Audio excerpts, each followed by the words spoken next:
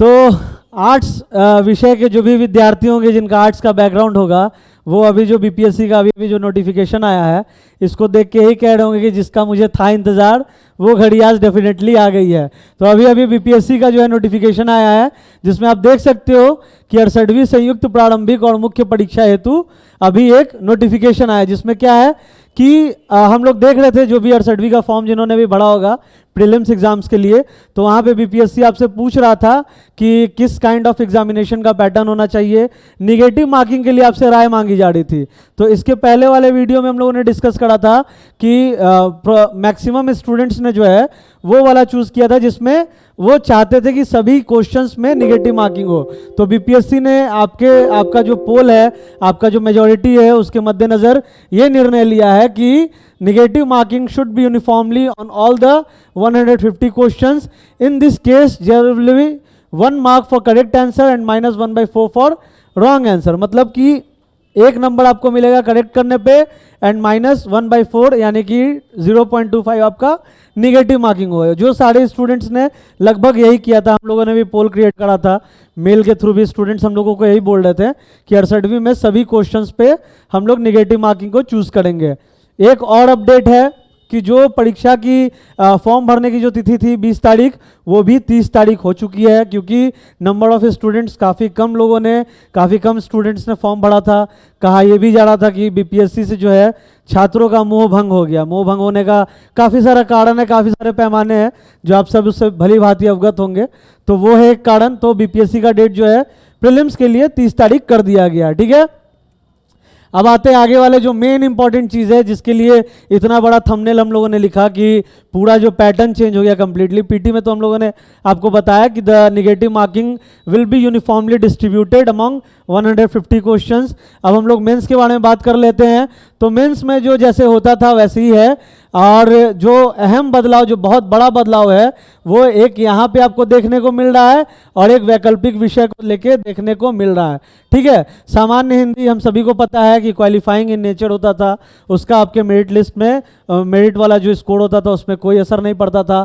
सामान्य अध्ययन पेपर 1 ये आपका मेरिट में भी ऐड होगा, सामान्य अध्ययन पेपर 2 ये भी आपका मेरिट में ऐड होगा। ठीक है, बट इस बार जो है क्या हुआ है वो आपको मैं बता देता हूं कि एक निबंध वाला पेपर ऐड हो गया। जो निबंध हम लोग देखते हैं, Uttar Pradesh public service commission की बात कर लो या यूनियन पब्लिक सर्विस कमीशन यानी कि यूपीएससी की बात कर लो, निबंध का एक पेपर होता है। तो निबंध जो है वो 300 मार्क्स का पूछा जाएगा और ये क्वालिफाइंग भी होगा और इसका आपके टोटल स्कोर में ये ऐड ऑन भी होगा। ठीक है, ऐसा नहीं है कि मेरिट में ये ऐड नहीं होगा। ये सामान्य हिंदी बस क्वालिफाइंग है, मेरिट लिस्ट में मेरिट वाले स्कोर में नहीं ऐड होगा, बट निबंध आपके मेरिट स्कोर में ऐड होगा।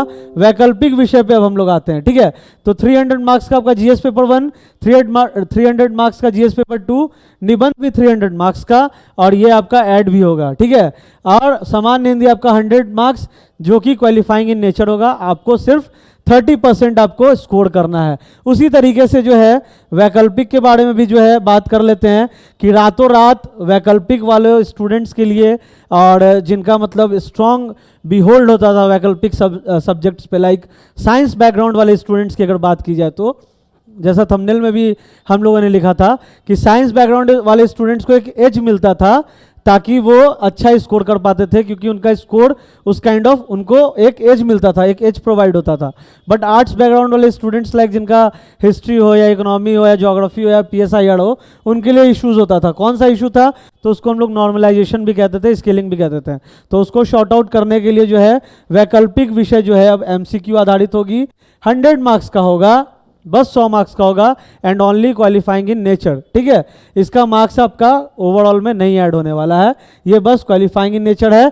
लाइक सामान्य हिंदी, मतलब ये एक आपका शोकेस की तरह इसको जो है शोकेस की तरह इसको रखा गया है। बस इसका जो तैयारी आपको करना है ये बिल्कुल एमसीक्यू आधारित करना है और इसमें सिर्फ आपको 100 में न्यूनतम मार्क्स जो कि 30% मार्क्स से आपको स्कोर करना है और क्वालिफाई करना है, डेट्स इट। इसमें कोई रॉकेट साइंस नहीं। अभी ये वैकल्पिक विषयों को लेकर कोई रॉकेट साइंस नहीं है।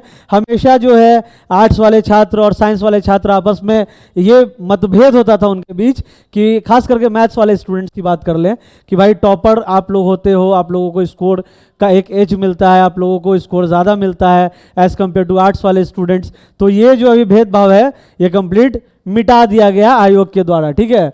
ये भेदभाव मिटा दिया गया, इसको एमसीक्यू आधारित कर दिया गया है, 100 नंबर का होगा और सिर्फ क्वालिफाइंग इन नेचर होगा। उसी तरीके से जिस तरीके से आप लोग सामान्य हिंदी का पेपर अभी तक देते आ रहे होगे।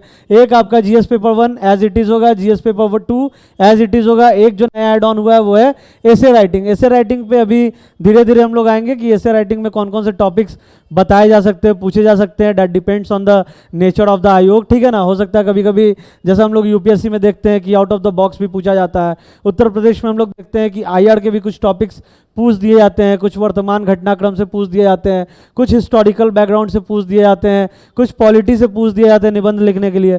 तो ये तो वो हो गई, ठीक है। तो ये आपका ये निबंध वाला भी मार्क्स आपका ऐड होगा, बट आपका सामान्य हिंदी और वैकल्पिक जो है अब आपका वो ऐड नहीं होगा और आपको सिर्फ इसमें न्यूनतम स्कोर खाली आपको प्राप्त करना है, क्योंकि आपको सिर्फ क्वालिफाई करना है। तो आगे पढ़िए, आगे क्या लिखा हुआ है।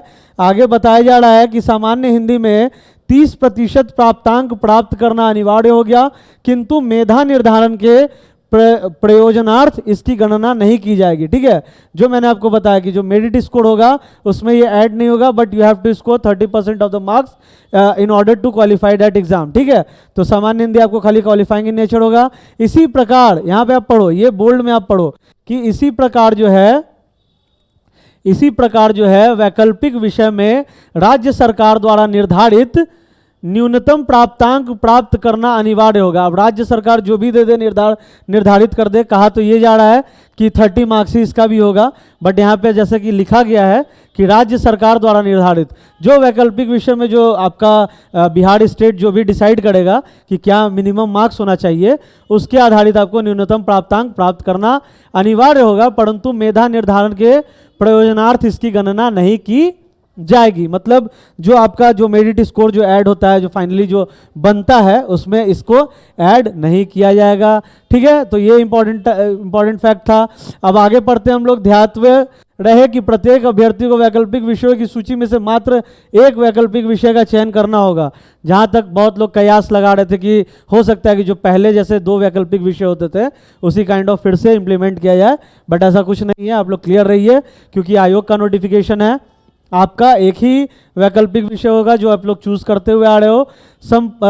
संप्रति उक्त वैकल्पिक विषय में कार्मिक एवं प्रशासनिक सुधार विभाग बिहार के संकल्प संख्या 2374 दिनांक 16/7/2007 एवं सामान्य प्रशासन विभाग बिहार के संकल्प ज्ञापांक 962 दिनांक 22/1/2021 के द्वारा सामान्य वर्ग के लिए 40%, पिछड़ा वर्ग के लिए 36.5%, अत्यंत पिछड़ा वर्ग के लिए 34% एवं अनुसूचित जाति जनजाति महिलाओं तथा दिव्यांग उम्मीदवारों के लिए 32% निर्धारित न्यूनतम अर्थांक प्राप्त करना अनिवार्य होगा, ठीक है। किंतु मेधा निर्धारण के प्रयोजनार्थ इसकी गणना नहीं की जाएगी। इसका मार्क्स आपका वैकल्पिक का ऐड नहीं होगा, बट यहाँ पे जो है आपका जैसे बताया जा रहा है कि जो ज्ञापांक जो था जो सौंपा गया था उसके आधारित सामान्य वर्ग के लिए 40%, पिछड़ा वर्ग यानी कि बैकवर्ड क्लास के लिए 36.5%, अत्यंत पिछड़ा वर्ग यानी कि एक्सट्रीम बैकवर्ड क्लास के लिए 34%, अनुसूचित जाति जनजाति यानी कि शेड्यूल्ड कास्ट, शेड्यूल्ड ट्राइब और महिलाओं और दिव्यांग उम्मीदवारों के लिए 32% निर्धारित न्यूनतम अर्थांक प्राप्त करना अनिवार्य होगा। यह आपका मिनिमम मार्क्स प्राप्त करना अनिवार्य होगा, किंतु मेधा निर्धारण के प्रयोजनार्थ इसकी गणना नहीं की जाएगी, जो मैंने आपको पहले बताया। इस प्रकार समान अध्ययन पेपर 1, पेपर 2 तथा निबंध में प्राप्त अंकों के आधार पर ही मुख्य परीक्षा की मेधा सूची तैयार की जाएगी, ठीक है। मतलब GS paper 1, GS paper 2 and essay के आधार पर ही आपकी जो है मेधा सूची तैयार की जाएगी। तो ये एक मतलब कह लो कि मिला जुला सा असर है। टोटल नंबर ऑफ मार्क्स की अगर बात की जाए तो उतना ही है जितना ये पहले था। अभी हमारे साथ काफ़ी सारे आर्ट्स वाले भी स्टूडेंट्स बैठे हुए हैं, तो इनका खुशी का कोई ठिकाना नहीं है। सब खुश हैं, कह रहे हैं कि कोई यहाँ पे PSIR वाले हैं, कोई पब एड वाले हैं, कोई हिस्ट्री पॉलिटी वाले हैं। तो ये लोग खुश हैं क्योंकि इन लोगों का भी वही था जो मैंने आपको बताया कि जो मतभेद होता था साइंस वालों के साथ, तो ये जब आयोग ने भेदभाव को मिटा दिया तो ये लोग भी खुश हैं। तो 68वीं संयुक्त प्रारंभिक प्रतियोगिता के ऑनलाइन आवेदन भरने की पूर्ण निर्धारित तिथि को निम्न प्रकार से विस्तारित किया जाता है। ये तो सब लोग जान रहे थे क्योंकि बीपीएससी से लोगों का मोह भंग हो गया। तो ये आपको ये जो नोटिफिकेशन आपको दिखाया गया है, बताया गया, ताकि आप लोग फिर से जो है एक बार बीपीएससी में एक बार फिर से हाथ आजमाइए। 10 दिन का फिर आपको विंडो दिया गया है फॉर्म भरने के लिए, क्योंकि जो लास्ट डेट 20 तारीख था वो अब बढ़ा के 30 तारीख तक कर दिया गया है। ठीक है, पेमेंट करने वाला ये तो आपका हो गया नोटिफिकेशन वाला बात। ठीक है, तो ये आपका ओवरऑल जो है बीपीएससी के द्वारा ये मुख्य नोटिफिकेशन, जिसमें कि मोटा मोटी तौर पे 68वीं पीटी और मेंस, 67वीं वाले मत घबराना, ठीक है ना, 67वीं वाले के बीच में भी काफ़ी सारे संशय की स्थिति की हो सकता है इसी बार पैटर्न चेंज होगा। काफ़ी सारे स्टूडेंट्स का हम लोगों ने इंटरव्यू भी देखा था, वो लोग काफ़ी ज़्यादा वरीड थे कि अभी काफ़ी कम टाइम बच रहा है, ऐसे में कैसे पैटर्न चेंज होगा, कैसे हम लोग तैयारी करेंगे। तो उनका कोई पैटर्न चेंज नहीं हो रहा है। ये यहाँ पे बोल्ड लिख दिया गया बीपीएससी के द्वारा कि ये जो भी है नोटिफिकेशन, जो भी लेटेस्ट है, जो भी आवश्यक सूचना है, जो भी नोटिस है, ये 68वीं संयुक्त प्रारंभिक और मुख्य प्रतियोगिता परीक्षा के लिए है। तो 67वीं वालों को घबराने की कोई ज़रूरत नहीं है। जो नेचर ऑफ एग्जामिनेशन पहले कंडक्ट होता था, सेम उसी काइंड ऑफ आपका 67th मेंस होने वाला है, जो 29 दिसंबर को होने वाला है। और बाकी ये जो भी अभी हमने आपके साथ शेयर किया, ये सारे अपडेट्स, ये सारा पैटर्न चेंज जो है ये 68वीं के लिए है। और इसी सारे पैटर्न पे आधारित स्टूडेंट साथी भी काम कर रहा है लगातार। और 68वीं के पीटी के लिए और मेंस के लिए कंटेंट के लिए हमारी पूरी टीम लगी हुई है। आपने प्रीवियस वीडियोस देखा होगा कल्पना मैम का, जिसमें हम लोगों ने आईआर के सारे टॉपिक्स को कवर कराया है। अब आगामी वीडियोस में इधर जो आपको 5 दिन में क्या करना चाहिए वो स्ट्रैटेजी आपको मैम के द्वारा बताया जाएगा। और उसी तरीके से हम लोग 68वीं के लिए एक full fledge dedicated course and test series PT and mains के लिए अपने ऐप पे भी लेकर आ रहे हैं। तो आप सभी का साथ, आप सभी का प्यार ऐसे ही बरकरार रहे। एंड सभी साथियों का धन्यवाद जो हमारे साथ इस वीडियो के अभी तक अगर आप बने हुए हैं, तो सभी साथियों का धन्यवाद। और उन सभी साथियों को हमारे और हमारे पूरे टीम की तरफ से हार्दिक शुभकामनाएं, जो 29 तारीख को जो है एग्जामिनेशन हॉल में मेंस के लिए मेंस लिखने जा रहे हैं। उन सभी साथियों को हमारे पूरे टीम की तरफ से ऑल द वेरी बेस्ट। तो थैंक यू साथियों, थैंक्स। एंड आशा करते हैं कि आपको हमारा ये छोटा सा प्रयास अच्छा लगा होगा। तो प्लीज़ इस वीडियो को शेयर कीजिए और अपने दोस्तों तक पहुंचाइए जो लोग बीपीएससी का एग्ज़ाम देना चाहते हैं और जो लोगों को इन सारे चीज़ों को लेकर कहीं ना कहीं डाउट्स होगा। Thank you.